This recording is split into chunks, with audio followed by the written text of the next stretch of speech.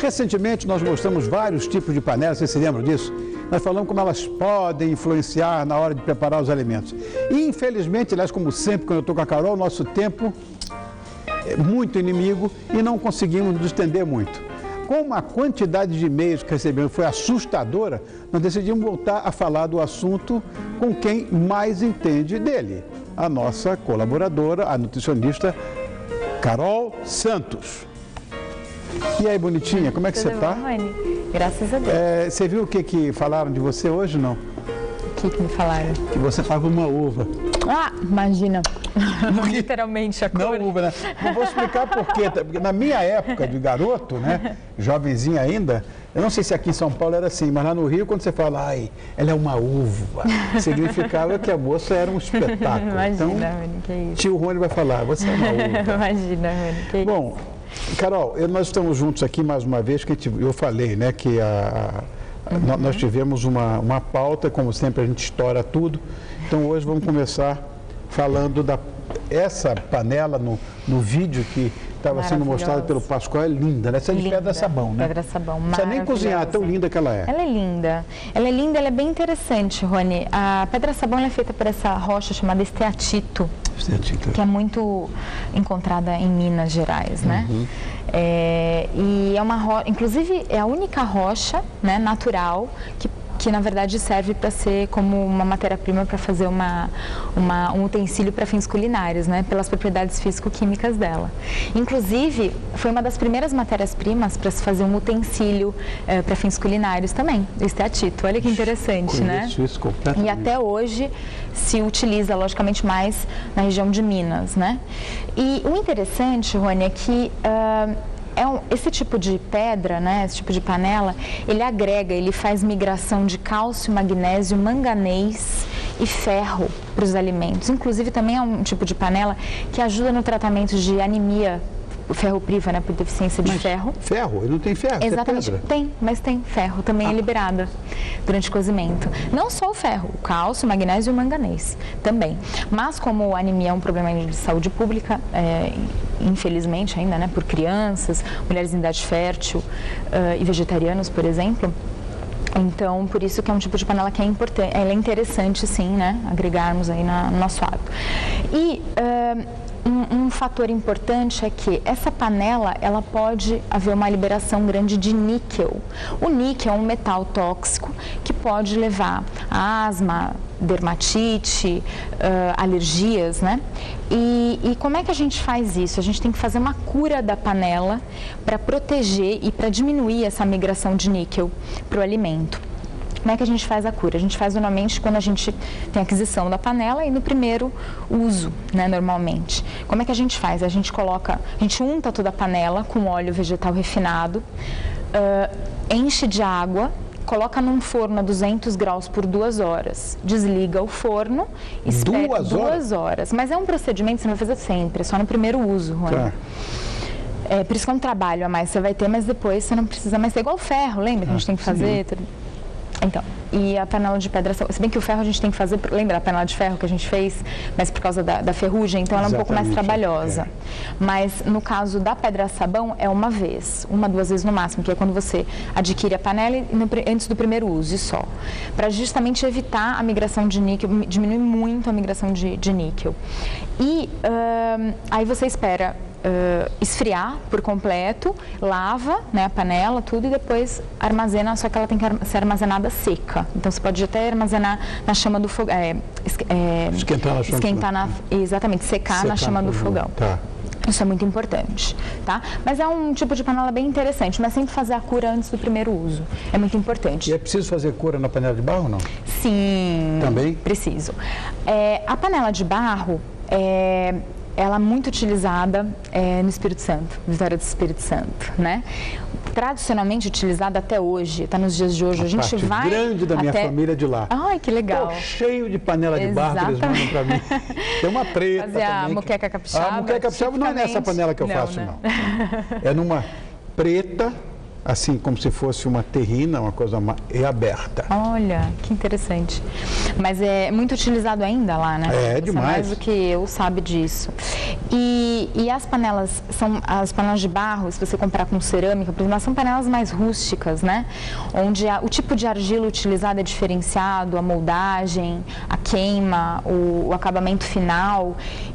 Não há vitrificação, não há decalque em relação à panela de cerâmica. Então é bem diferenciado. Exatamente, o manuseio é muito artesanato, né, Rony? É uma arte, né?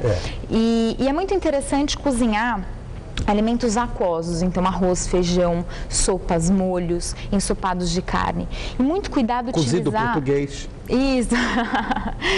e muito cuidado utilizar, fazer preparações que não vão muita água, porque pode queimar ou mesmo, enfim, ressecar, enfim, o alimento e não ser interessante. Agora, a cura dessa panela é importante também, tá? Você coloca 2 a 3 colheres de sopa de óleo vegetal refinado e coloca na chama do fogão, do fogo do fogão. Quando começar a subir uma fumaça escura, você desliga, que é justamente para garantir uma melhor impermeabilização da panela, fazendo com que ela dure mais. Entendi. Tá? Então é importante fazer a cura, tá? Principalmente no primeiro uso também. No primeiro uso. Seguindo. Essas coisas antiaderentes, tipo Tefal, Teflon, enfim. O que você me diz dela? Então, o revestimento antiaderente, né, dado pela presença de politetrafluoretileno. Como é que é? Politetrafluoretileno. Obrigado. Essa substância é que garante essa facilidade no cozimento, de você não agregar tanta gordura na preparação, facilidade na limpeza. Só que assim, é um tipo de panela relativamente sensível, porque a gente tem que tomar muito cuidado com alguns detalhes. Então assim, usar garfo, espátula metálica pode riscar, a utilização de esponja de aço, materiais abrasivos, nem pensar, porque você vai riscar, vai comprometer esse revestimento antiaderente e vai acabar permitindo a passagem de fluoreto, politetrafluoretileno, né, para o alimento, que não é nada saudável. Tá. Isso só que é o principal, porque assim, quando essa panela ela não tem nenhum risco, você pode utilizá-la. Quando ela começar a ter um risquinho, você já despreza. Esse é o grande problema da panela antiaderente, né, da Tefal ou Teflon, chamada comumente. E uma outra coisa, Rony, tem estudo mostrando, alguns autores relatam que a mistura, né, o contato com esse revestimento antiaderente, com alimentos proteicos, carne, frango, peixe, ovo, por exemplo, queijo, forma aminas heterocíclicas, que são cancerígenas. Então, o ideal não é a gente fazer preparação com carne, com frango, proteicas mesmo nesse tipo de panela, evitar. Então, só fazer arroz ovo frito nela, sabia? Então, esse é o problema, por isso que eu estou trazendo aqui, entendeu? Justamente por isso. Pelo fato de formar aminas heterocíclicas que são altamente cancerígenas, tá? E também, nunca é interessante fazer fritura, tá, em casa, logicamente, porque em casa a gente não tem controle de temperatura. No caso desse revestimento, pode sofrer fusão quando fica sob altas temperaturas e por um período muito longo, prolongado de cozimento. Então é muito perigoso também. Então fritura nem alimentos ricos em proteínas não é legal a gente consumir. Então, fazendo arroz, fritura e proteína. Exatamente, legumes refogados, exatamente. Faço tudo errado. Essa aqui, de Ágata, nós fazemos aqui toda a nossa gastronomia aqui no programa é feito com esse tipo de panela. Então, a panela esmaltada, a base dela é ferro-aço, normalmente, né? E o esmalte utilizado, né, como um revestimento, as panelas confeccionadas até 1985, elas liberavam metais tóxicos para a nossa saúde. As panelas mais novas, não, elas não liberam. Então, esse esmalte, ele vem como justamente para impermeabilizar. Então, o ferro presente nessa panela, por exemplo, não passa para o alimento, porque esse esmalte ele barra. Então, ela é inócua, né? E é interessante, logicamente, aí, fazer, por exemplo, preparações que vão mais água, como arroz, um feijão, legumes, é interessante fazer. Bom, você usa sempre, né, Rony? Uso sempre. Isso aqui agora é pesado. É super pesado, a base é ferro, né? Bom, tocando o barco, colher de pau.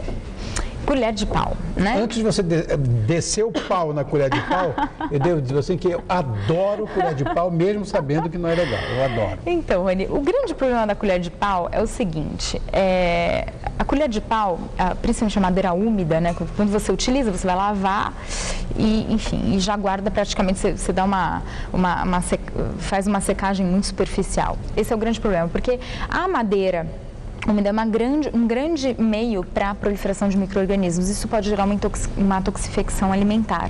Então, essa é a preocupação principal, né? Se, no caso, você utiliza a colher de pau, lava e você deixa secar e secar completamente, depois guardar, aí tudo bem. Então, esse é o principal problema, né, da colher de pau. Que a maioria das pessoas usam todos os dias e já colocam já na gaveta. Jamais fiz isso. Jamais fiz essa é a grande preocupação. E a de plástico? De plástico. Então, normalmente as colheres de plástico, enfim, os talheres, as espátulas de plástico, não são indicadas, tá, Rony? Por quê? Porque o plástico, quando em contato com algum alimento quente, ele é liberado para o alimento e o plástico ele é cancerígeno, necessariamente pode aumentar a chance de ter câncer de mama, tá? Oh. Exatamente. Bom, o plástico, em todos os sentidos, é péssimo para a saúde, né? O contato com o alimento, né, é muito ruim, especialmente alimentos quentes. Então, copo de plástico com cafezinho é péssimo. Então, assim, quanto mais vidro a gente utilizar, melhor. O copo de vidro, né, o bom e velho vidro, até para o meio ambiente é muito mais saudável. Então, evitar o máximo possível.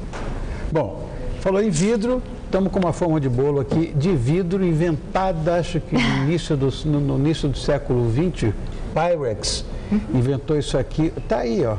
É bom ou é ruim? É maravilhoso. Então, tá. O vidro, bom e velho vidro, isso que a gente acabou de comentar. O vidro e o silicone, tá? E aqui está.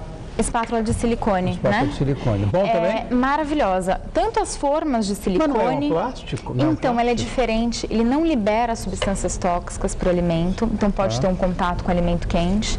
E ele não derrete, né? Sim. Então, não libera. Então, é bem legal. É interessante. Inclusive, hoje você encontra em qualquer loja de produtos domésticos e tal, aquelas formas super legais, interessantes também para você fazer bolo, tortas, enfim, que é bem melhor do que as formas de alumínio, por exemplo. Tá.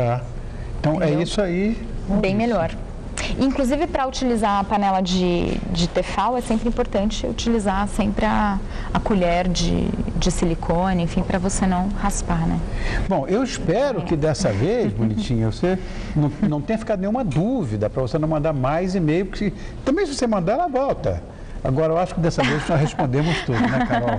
Se Deus quiser, Vani.